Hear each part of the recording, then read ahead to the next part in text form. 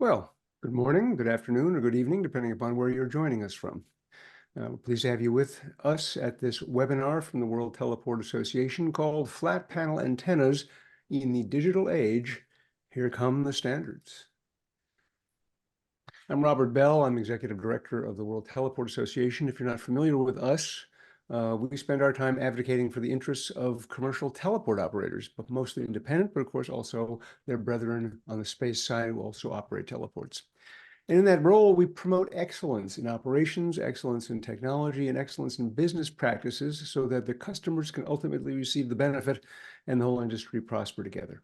We're very pleased for this particular webinar to be partnering with DIFI, the Digital Intermediate Frequency Interoperability Consortium, a hard thing to say, which is all about enabling this digital transformation of satellite by providing a simple open standard on the ground to create true interoperability across systems. And we'll hear more about that very shortly.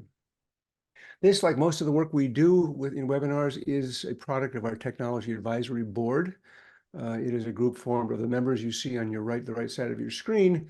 And we put it together because increasingly we began noticing this trend perhaps 4 years ago. Technology differentiation is becoming a huge factor in the success of teleports. So it's not the old days of slow technology advance are long gone, and everyone is trying to figure out what they need to invest in, what changes they need to make in their operations, and possibly even in their staffing to take advantage of all the new opportunities, as well as to avoid being obsoleted by changes that they don't keep up with. So we're very pleased to bring these organizations together to advise us and then in turn you on what we should be worrying about in the next few months. Today's agenda, after this very brief introduction that I'm going to make, I'm going to frame the issue that we're talking about a bit, and then turn it over to the real experts who can tell us about why the issue that we've raised about flat panels matters and what's going to be done about it. And finally, just a thank you, a shout out goes to 5 companies who have made a commitment of additional financial support to WTA that makes possible our research reporting, our webinars. They are Eutelsat Group, which is of course now Eutelsat OneWeb, Intelsat, Kratos, Liquid Intelligent Technologies, and SCS. All right, framing this issue. All of a sudden, at least for me, not being a technologist, this issue arrived unexpected and yet of profound importance. You're probably familiar with the fact that there is a huge drive on to digitize and virtualize the ground segment. And why? Well, because customers want it. Service providers want it because they're busy investing in digital systems in every other part of the network. So it's time for an all-digital ground segment to emerge. It's going to deliver flexibility, automation, orchestration, and probably most important of all in the long term, terrestrial integration, easier integration with the companies that deliver 99 to 98% of all global telecom. Wouldn't that be a good market to tap more easily? This organization, DIFI, has been pioneering now for more than a year, almost going on 2 years, open standards in the ground segment technology that are going to provide true interoperability. And one of the reasons that we've partnered with them is because of what they are. There are more than 60 organizations that are part of DIFI right now. And it's made up not just of the technology companies that would normally be fighting over standards, but of the users and of the service providers, because ultimately we need a solution that serves the interests of all of them if it's going to be widely adopted. So far, they have published the second version of the standard, which was published last year in 2023. They're expecting to publish version 1.3 sometime in the spring, possibly early summer. Don't want to make any promises that they have to keep, but of this year, with more to come. Now, flat panels. Why are we talking about this? And I can hardly wait for my panelists, by the way, to tell me where I went wrong in this. So we'll see how that goes. They present new challenges: flat panel, electronically steered, phased array, whatever you want to call them. And they're mostly the result of something really terrific, which is technology innovation. You have a set of companies that have been innovating very, very fast in this area, fighting down the cost, fighting down the power requirements, increasing the look angles, and all the things that need to be done to make these a truly, truly compelling product, in addition to their form factor, right? Well, those current designs and architectures have been built to meet needs rather than built to standardize around non-existent standards. So they're already impacting how they can interface with the rest of the terminal technology. And the obvious answer, of course, is to really focus on standardization, because that's going to increase the market for absolutely every company in this business, as well as delivering a better quality of service and easier integration to the users and the service providers who want it so badly.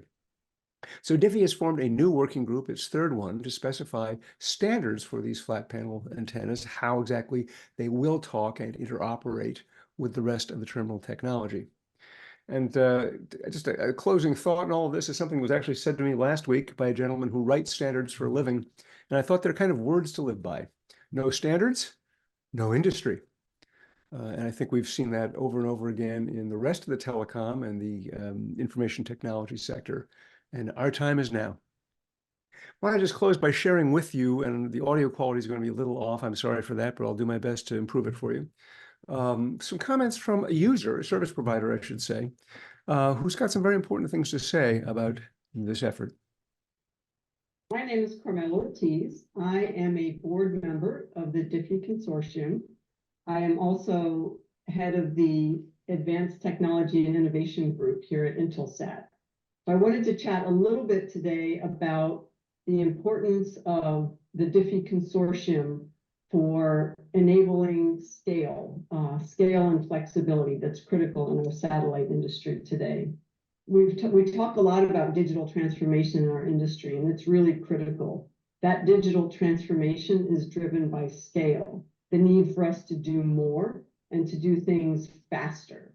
So, speed, agility, and flexibility are becoming more and more important in our industry.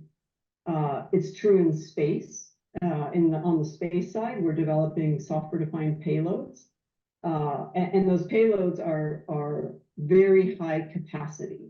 So we can't do things in the same way that we've always done them in the industry. So just by means of an example, here at Intelsat, we're launching 4 software-defined satellites and 1 high-throughput satellite. And those 5 satellites together are going to effectively double our global capacity. So we cannot do things in the same way that we used to. In order to manage that scale, we need to enable this digital transformation so that we can deliver communications and flexibility at a scale that's needed for our customers. So the way we do that is through this digital transformation, the digitization of the space, but also digitization of the ground. And a fundamental component of being able to digitize our ground segment is the DIFI standard. It's what will enable us to be able to do things at scale to meet the scale of what we're doing on the space side. Thank you, Carmel. I hope many of you know her personally. She's a wonderful person as well as quite a technologist. So thank you.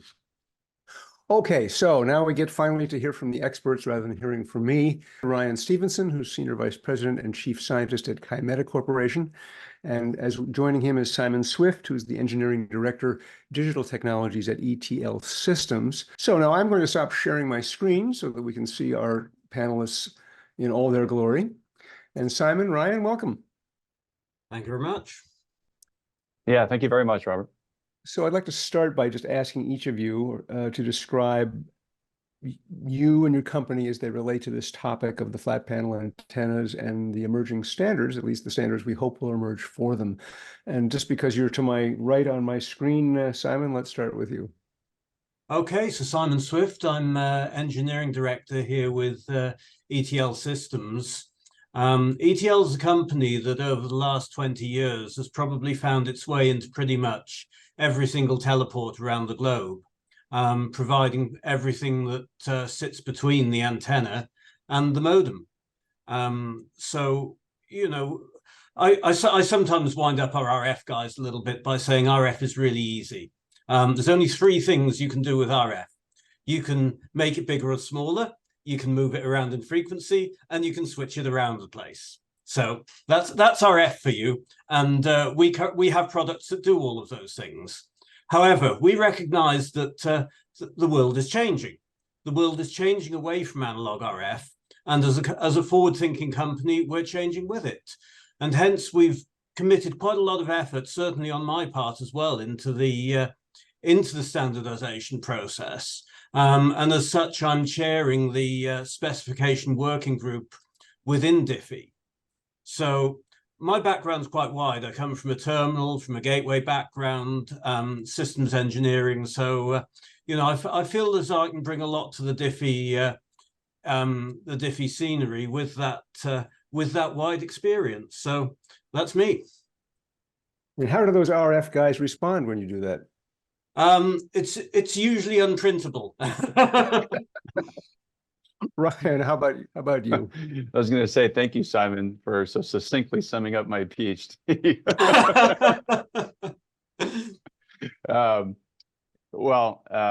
So in my role as chief scientist at Kymeta, I've been principally focused on commercializing our unique flavor of an electronically scanned antenna. This is based on metamaterials technology, and sort of in the way Simon just did, I'll sum up. Any ESA, is a phased array in that sense, and that we all have to manipulate phase in order to scan a beam electronically, and there are different flavors of how you do that. Our flavor happens to be this diffractive metasurface approach, and I think, as you mentioned, Robert, in one of your comments, it's our path towards drastically reducing the power consumption required for these types of ESAs, and again, in our focus being mobility applications, and those applications and those platforms being very size, weight, and power constrained. Being able to provide mobile platforms with this type of ESA capability, land mobile in particular, littoral maritime, is where we're focusing this technology. But at the end of the day, what we're really about is ushering in this, we call it this multi-X revolution, right? Multi-orbit, multi-beam, multi-band. These are the things that a user terminal will have to do to enable this ubiquitous connectivity that we're all after as a future vision. And this is really where the DIFI standard comes into play, because you can't do that effectively unless you have a standard that you can employ, to the point that you and Carmel were making earlier. And so as we look to usher in that new connectivity paradigm, we have to have the DIFI standard in order to do that successfully. Okay, thank you. Ryan, let me stick with you for a moment. I mean, okay, so I like the way you put it. It's our flavor of ESA. So electronically steered, it's flat panel, but you have made a decision along the way to build in a lot of ground segment integration into what is normally just an antenna. Could you tell us briefly about your technology, how that's packaged for customers, and who those customers are most likely to be? You've mentioned a few verticals.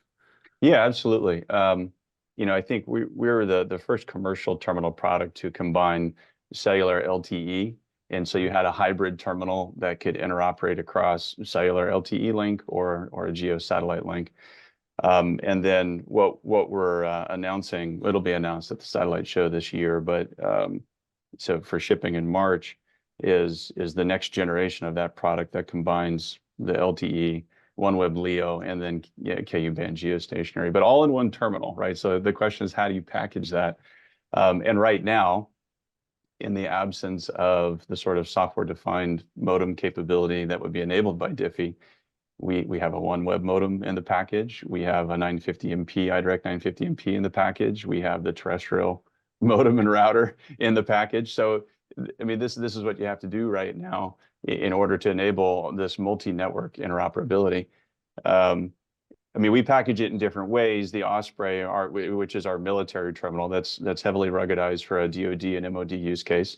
That provides some additional flexibility of a lower chassis and a modem tray, so that user can swap modems in and out. Again, this all, I think, a few years from now, when we're looking back, this will seem very archaic and how we're having to do this.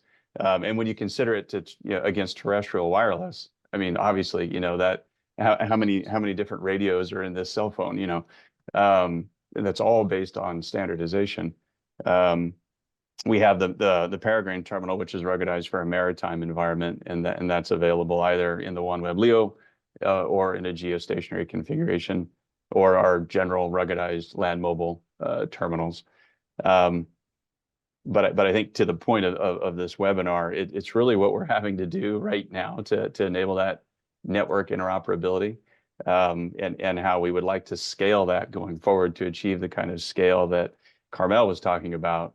You know, there has to be this standard so that we can ultimately get to virtualization in the user terminal, just like we want to see it at the hub. I like that vision. I can just see people in my age range 10 years from now going, you remember when we used to swap out all that stuff? Exactly. What a nutty thing that was. Simon, now your company, I thought this was an interesting pairing because your company produces everything else except what Ryan's company produces, that actual antenna with whatever goes into it.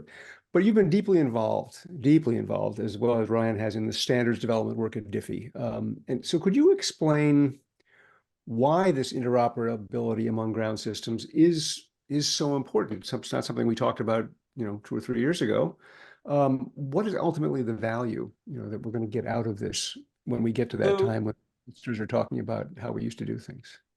Let's think about the background of previous standardization attempts before DIFI.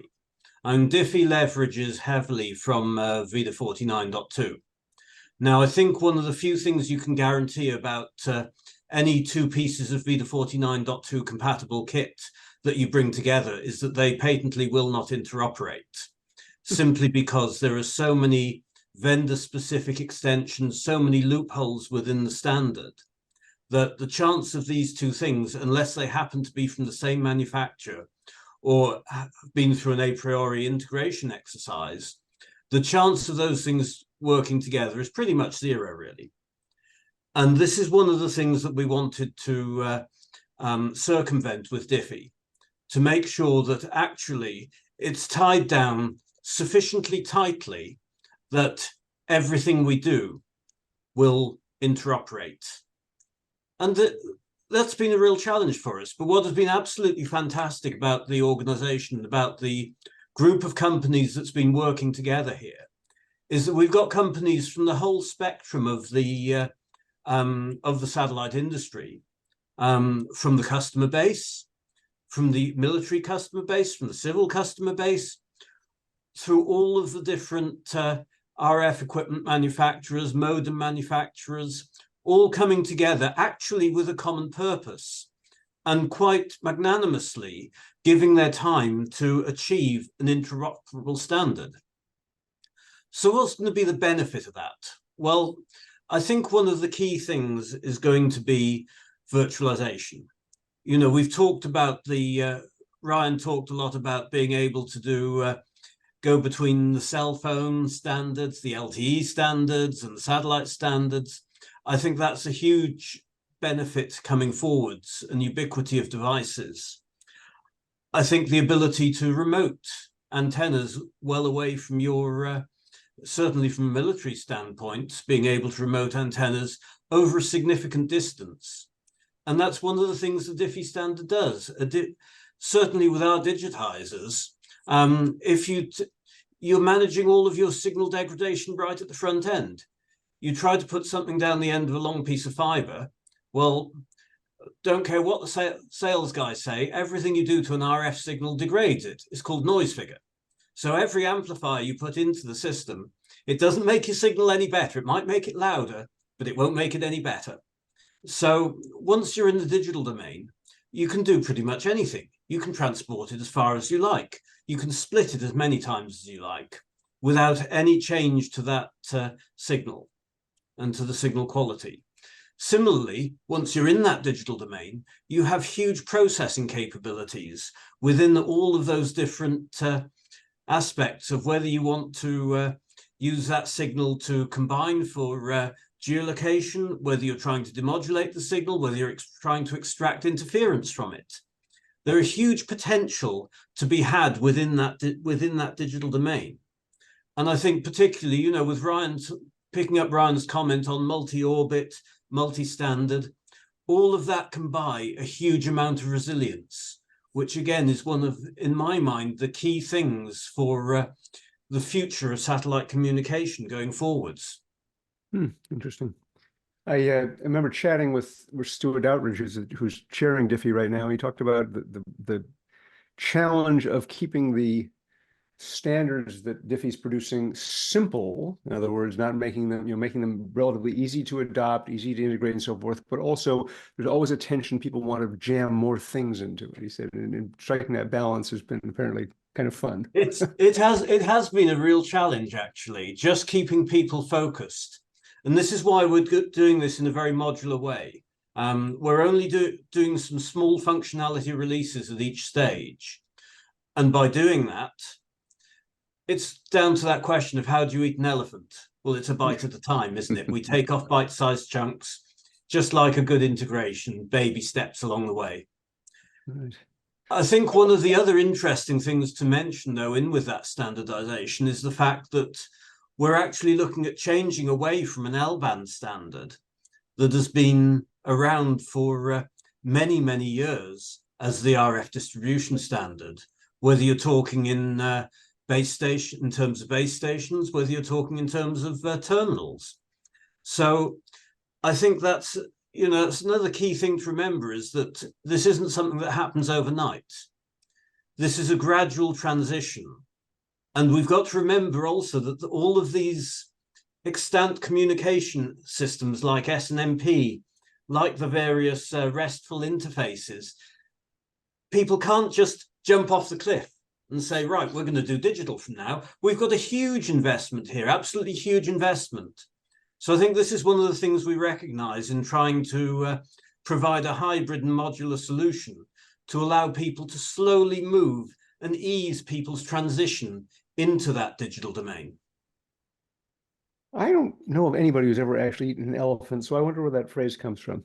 DIFI recently announced the formation of this working group, which I mentioned, actually led by Jeremy Turpin, which is why we were hoping to have him with us, focusing again on this interoperability as applies to flat panels. So why does that topic have to have its own group, its own focus? And Ryan, that's a good question I'm going to throw to you. Sure, yeah. So, I think there's sort of a very fundamental answer to that.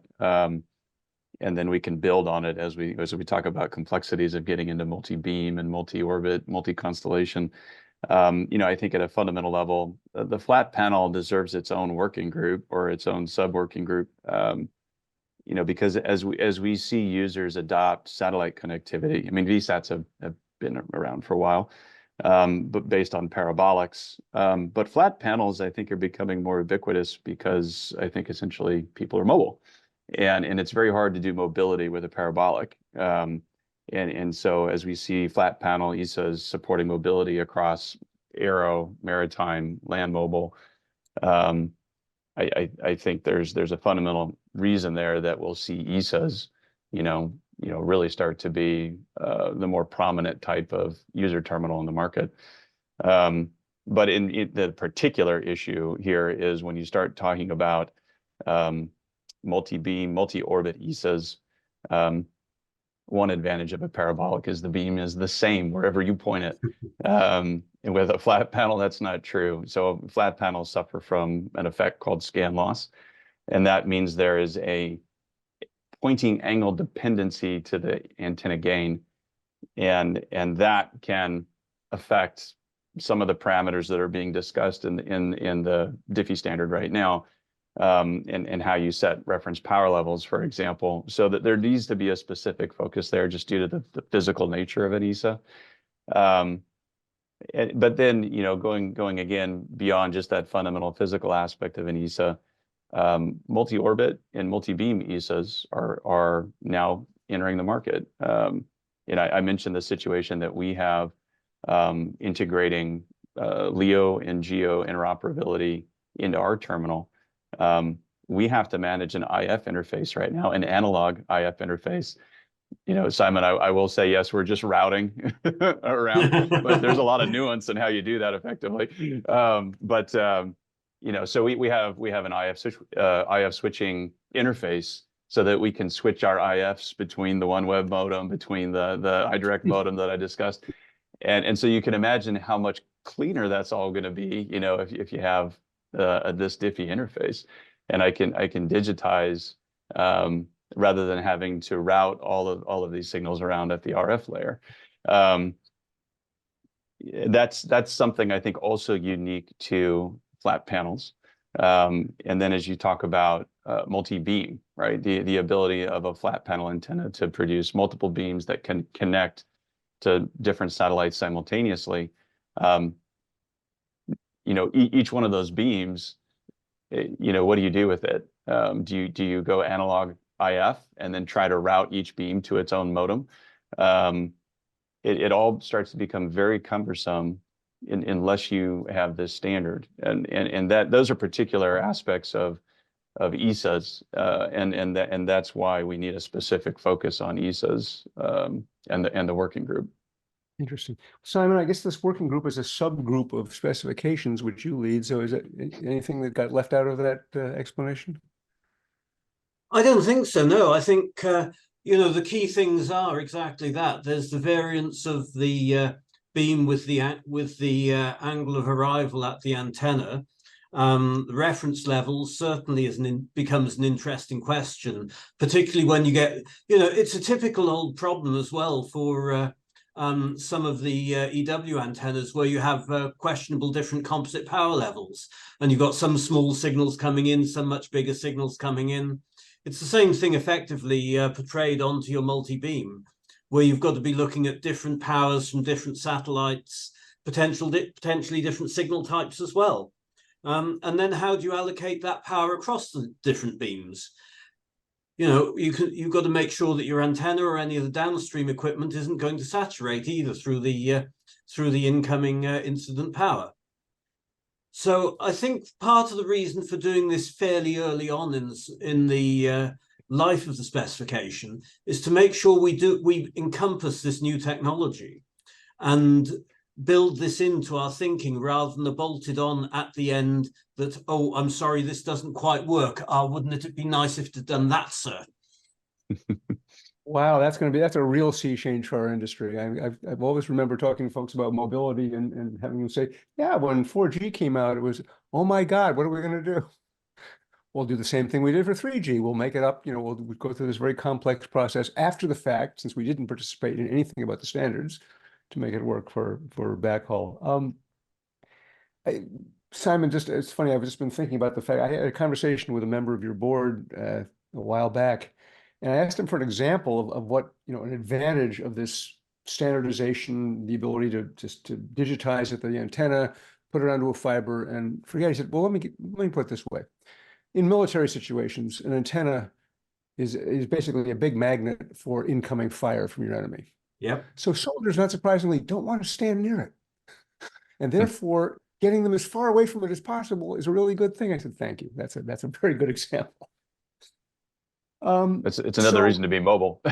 Another reason, yes. Well, unfortunately, our friends in Ukraine have been teaching us all about that. And that example you brought out as well, it's not just from a transceiver direction, it's from a receive only direction as well. In the British military, probably about 10, 15 years ago, I was involved with a project for radio direction finding. And somebody came up with this backpack, which had an absolutely huge antenna on the top of it, which stuck up well above the soldier's head. And you think, who's going to volunteer to carry that then, eh? Yeah, it's like the honor of being the flag bearer. Exactly. Yeah, I guess we've given up on that tradition. We've already covered a lot of this. I just want to make sure that we haven't missed anything. My question was going to be, what are the unique issues that phased array antennas existing today have? You already mentioned a number of them that stand in the way of interoperability, but maybe you could drill a little bit more into the potential opportunities for improvement. Where might we be going with this standard? Yeah, sorry, Ryan, please.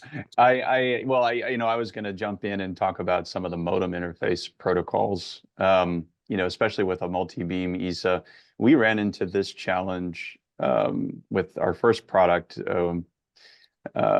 We offered a coherent combining accessory that would go along with. So if you imagine like a maritime installation where you would have an antenna on the bow, the stern, port and starboard sides. This is essentially a multi-beam type of a scenario where we have one modem, that's trying to interface to each of these 4 beams. But we also need to get other feedback from the modem. Are we locked? Do we have RX lock so we can turn our transmitter on, or do we need to TX mute? How does the modem throttle? Because with this scan angle dependent, gain function that the antenna has, you also need to be throttling on the TX power side to stay within your power spectral density envelope to meet your regulatory requirements. And so a lot of that is co-managed with the modem. So how do you do that in this multi-beam scenario? So bringing along other interface standards so that specifically from a multi-beam perspective, we have a better interface between the antenna, the multi-beam antenna, and the modem. DIFI absolutely is central to that. Simon, and I think one of the interesting things to add into that as well, if you take, for example, Ryan's position of all of these different terminals, you've got all of these different modems with all of their different L bands coming out.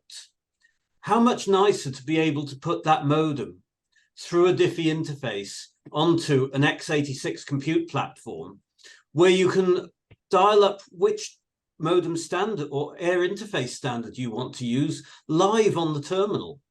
I mean, I think that's a pretty compelling resilience argument for definitely for military applications, for civil applications as well. You think about disaster relief, you think about the number of terminals. Oh, we'll just change to the type of terminal that these guys have got on the ground. I think the potential for this is huge. There's an old saying that people change for one of 2 reasons: that we change because we see something so desirable that we have to move toward it, or we change because we're in such pain that we really want to move away from it. And it's interesting. There are a lot of upsides to this, right? But I think ultimately it's the pain and suffering that's awaiting us in a multi-orbit world that is going to drive all of this, because we just can't do it. We just can't do it. It looks bleak in an analog sense, right? Or it looks at least cumbersome in an analog sense. To build on what Simon was saying, imagine, right now we have to have analog IF. So each one of those modems against each one of those beams, maybe operating on a different protocol. And this is coming up in aircraft standards discussions. Those cables are lossy. They're heavy. You're trying to minimize the kind of penetration through the fuselage. How big of a hole do you have to drill to run how many IF cables? If that were digital, and each one of these beams was simply associated with a digital IF stream, imagine how much cleaner that whole interface looks now. Yeah. Question from one of our attendees here.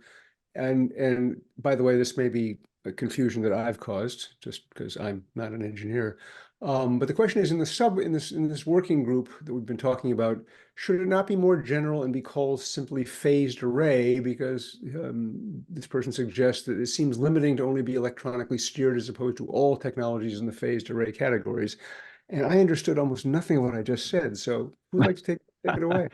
Let me jump on that one first, Simon. No, I think that's actually a fair point, right?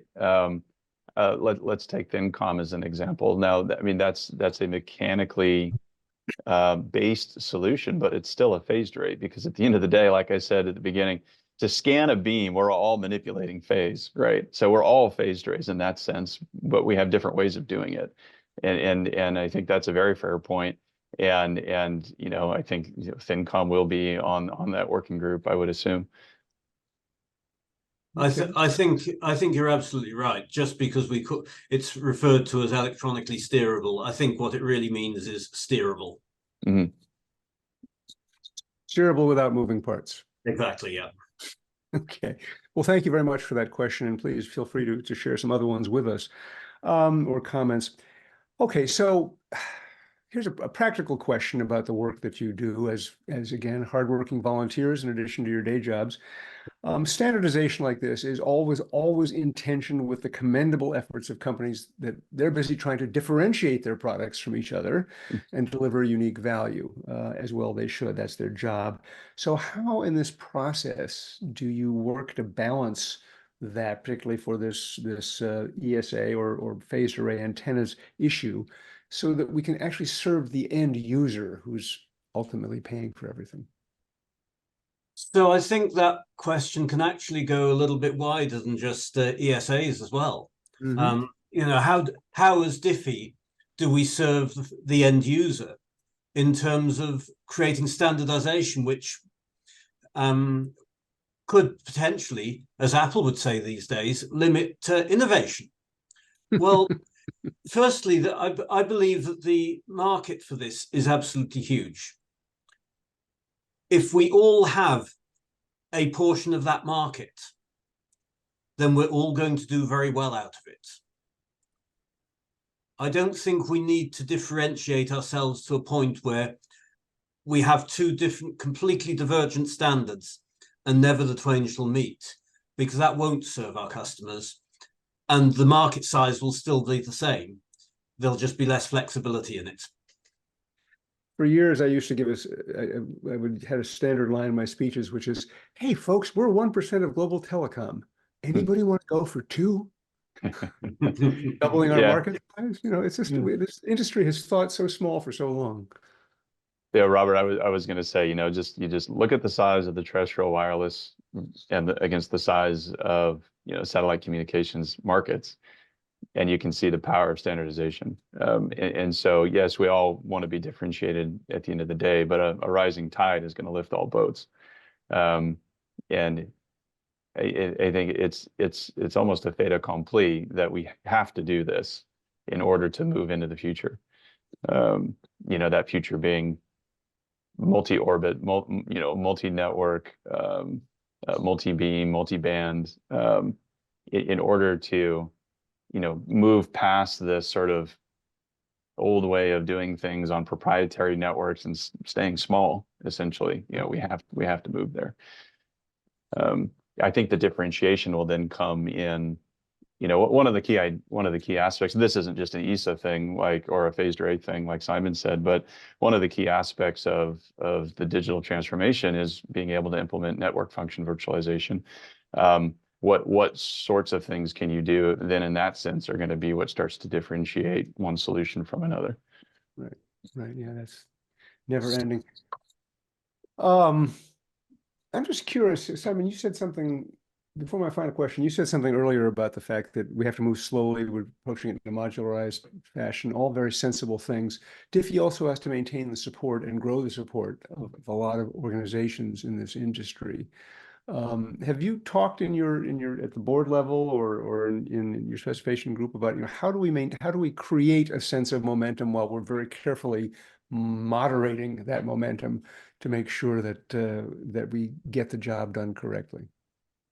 So part of that gaining that sense of momentum is making sure we have an agreed release cadence of updates of the specification.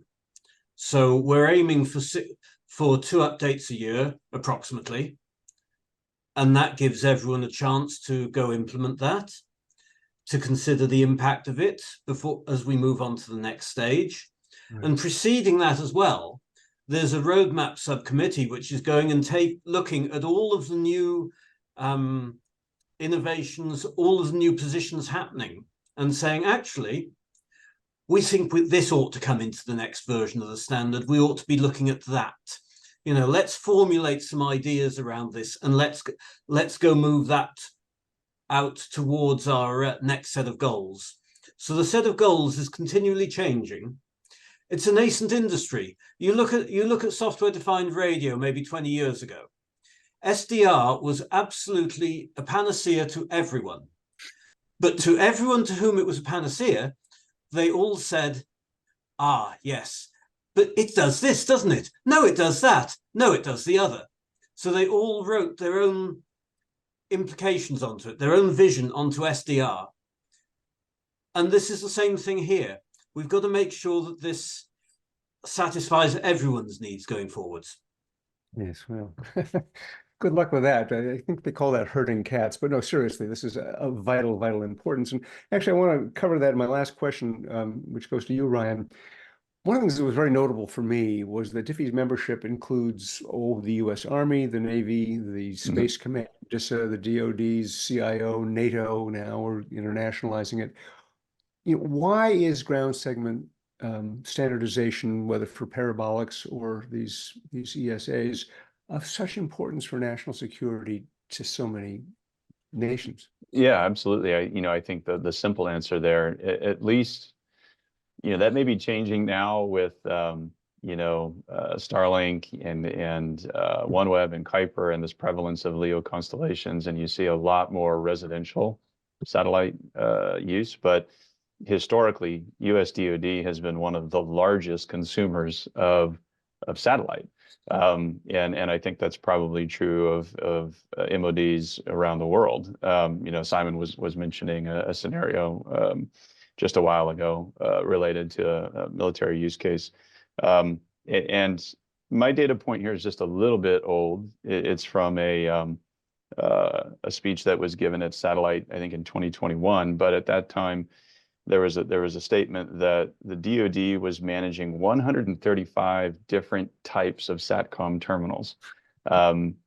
There's a huge logistics footprint associated with that, right? There's a huge sustainability challenge that goes with that for DoD, and that's across Navy, across Army, all the branches that are heavy users of SATCOMs. And so, at least within the US DoD has a very vested interest in bringing forward this digital transformation. It eliminates, or at least it helps give them freedom from vendor lock, by enabling this network function virtualization.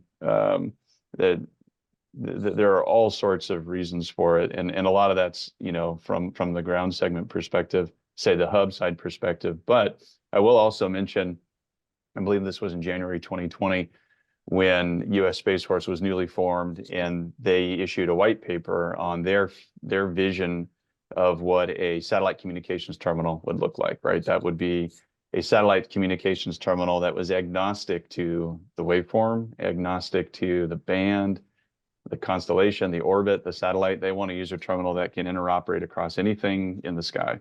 That as long as you have line of sight, you can get connectivity. And you see, is when I talked about what we call multi-X is heading in that direction, DIFI is going to enable that. And so they're vested in interest in that from that perspective on the user terminal side. Excellent. Well, we need to stop it there, but I want to thank you both, gentlemen. I hope we had enough mix of good technology talk and enough mix of why this matters so desperately much, because it's easy to get excited about technology and its potential. Making the business case for it can often be the hardest part. So I think that you did a great job of that. So thank you both very much, and I'm going to wrap up now. If I can, of course, see if I push the right button, it's going to go so much better. It'll just be amazing. Let me share my screen again. And click share, and it all works. So you've been listening to Ryan Stevenson and Simon Swift, both experts as well as proud DIFI members and volunteers who are helping to drive this whole revolution forward. And I personally feel very grateful to them, because here at WTA, we believe the same thing, that this is essential to the future of our industry. So just if you would take a few moments to fill out our online survey after the webinar, we'd appreciate it. Your feedback always helps us make this a little bit better. Coming up for WTA, we're going to be, of course, at Satellite 2024. On the 19th, we'll be presenting our Teleport Awards of Excellence at a luncheon where we like to say that most of the teleport industry, rather, is sitting right there enjoying a meal together. Doesn't happen very many places. And also on the following day, March 20th, we'll be producing a set of sessions, the WTA Forum at Satellite 2024. If you would like to meet with WTA while we're there, you can certainly reach out to rbarney@worldteleport.org. That's Randall Barney, known to many of you as our certification and membership director. Then coming up in terms of what the reporting we do, we're going to be putting out a report just before satellite on SD-WAN for competitive advantage and revenue growth. Another technology with huge potential to increase the size of our market and the range of our services. And then following on that, in the beginning of summer in June, we're going to do the year of the NGSOs, because this is it. We've had one up till now. Now we're going to have two, with another one or two coming right behind them in this year and in following years. And that is going to have an immense impact on our business, on everything from figuring out how to integrate verticalized services more closely into the ground segment, as well as geo operators trying to figure out how to deal with that and integrate it into their own services and deal with the fact that they're going to be seeing some of their pricing come down as a result of this, which is tough on everybody. So anyway, thank you very much for joining us. We look forward to seeing you at our next webinar. And again, my thanks to both Simon and Ryan for sharing so much of their knowledge with us. Take care, everybody.